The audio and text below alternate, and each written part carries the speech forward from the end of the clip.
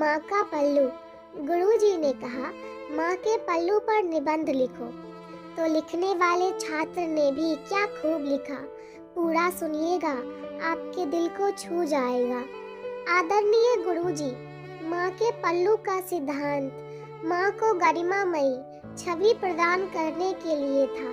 इसके साथ ही यह गरम बर्तन को चूल्हा से हटाते समय बर्तन को पकड़ने के काम भी आता था। पल्लू की बात ही निराली थी। पल्लू पर तो बहुत कुछ लिखा जा सकता है। पल्लू बच्चों का पसीना, आंसू पोंछने, गंदे कान, मुंह की सफाई के लिए भी इस्तेमाल किया जाता था। माँ इसको अपने हाथ पोंछने के लिए तौलिए के रूप में भी इस्तेमाल कर लेती थी। खाना पकाने के बाद पल्लू से मुंह साफ करने का अपना ही आनंद होता था। कभी आंख में दर्द होने पर माँ अपने पल्लू को गोल बनाकर फूंक मारकर गर्म करके आंख में लगा देती और दर्द उसी समय गायब हो जाता था।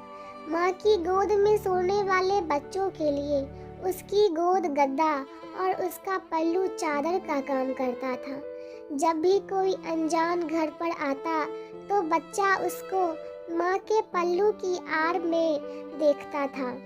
जब भी बच्चे को किसी बात पर शर्म आती तो वो पल्लू से अपना मुंह ढककर छुप जाता था। जब बच्चों को बाहर जाना होता तब माँ का पल्लू एक मार्गदर्शक का काम करता था। जब तक बच्चे ने हाथ में पल्लू थाम रखा होता तो सारी कायनात उसकी मुट्ठी में होती थी। जब मौसम ठंडा होता माँ उसको अपने चारों ओर लपेटकर ठंड से बचाने की कोशिश करती और जब बारिश होती तो माँ अपने पल्लू से ढक लेती थी। पल्लू एप्रन का काम भी करता था। माँ इसको तौलिए के रूप में भी इस्तेमाल कर लेती थी। पल्लू का उपयोग पेड़ों से गिरने वाले मीठे जामुन और सुगंधित फूलों को लाने के लिए भी किया जाता था। पल्लू में धान, दान, प्रसाद भी संकलित किया जाता था।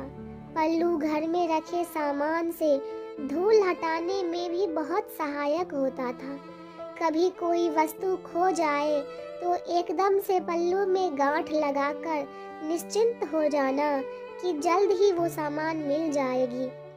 पल्लू में गांठ लगाकर माँ एक चलता फिरता बैंक या तिजोरी रखती थी और अगर सब कुछ ठीक रहा तो कभी कभी उस बैंक से कुछ पैसे भी मिल जाते थे।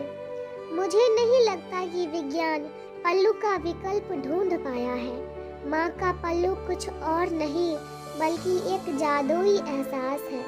स्नेह और संबंध रखने वाले अपनी माँ के इस प्यार और स्नेह को हमेशा महसूस करते हैं, जो कि आज की पीढ़ियों को समझ में आता ही नहीं। अब जीन्स पहनने वाली माएँ पल्लू कहाँ से लाएंगी, पता नहीं। आशा करती हूँ आपको ये वीडियो पसंद आई होगी।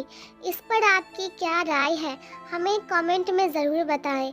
वीडियो पसंद आया तो इसे लाइक और शेयर करना ना भूलें। चैनल पर नए हैं तो चैनल को सब्सक्राइब भी ज़रूर कीजिए। कहानी सुनने के लिए आपका बहुत बहुत धन्यवाद।